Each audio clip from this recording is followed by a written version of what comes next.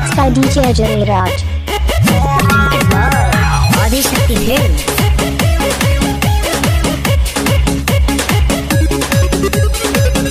biharmasti.in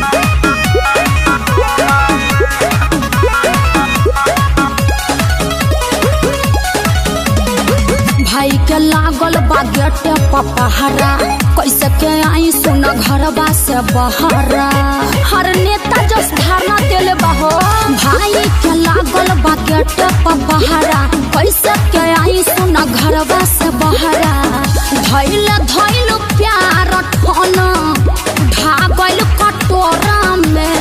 अरे छाल ही पड़ गइल बा चढ़ जाइ ह छत माया कोरा में कूदी जाइ ह जान सीधे कोरा में चढ़ जाइ ह छत माया कोरा में कूदी जाइ ह जान सीधे कोरा में आ कोच कॉल ले बनू अरे हम धोनी के साढ़ू भाई हन एको चीज तार नीचे न छुआए दे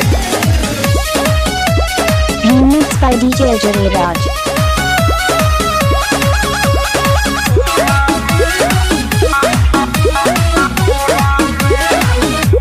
चलो तो बहुत कड़ाई हो पढ़ब न लभ के पढ़ाई हो अरे मानव न जान भले भाई से तोहरा हो जाई हमारा लड़ाई हो अब सारे से लड़ब एकरा बहन के बोलिए हमरा से चलो तो बहुत कड़ाई हो पढ़ब न लभ के पढ़ाई हो अरे मानव न जान भले भाई से तोहरा हो जाई हमारा लड़ाई हो लागत लपेट के पड़ी बॉडी अपन बोरा में लपेट ले चढ़ जाइ ह छत पाया कोरा में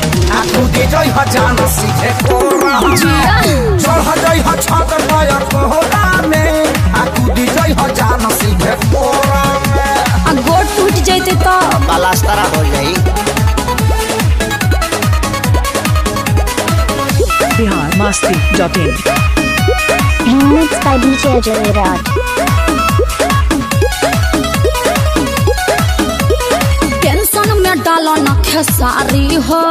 निचोए बनहाइल बिया पारी हो अरे पारी के तोहरा खोल दे हम पगहा काम रखल जाई जारी हो जारी हो जारी हो टेंशन में डालो न खेसारी हो निचोए बनहाइल बिया पारी हो अरे पारी के तोहरा खोल दे हम पगहा काम रखल जाई जारी हो रस्सी से बनहाइल अखिलेश बनहाइल नई डोरा में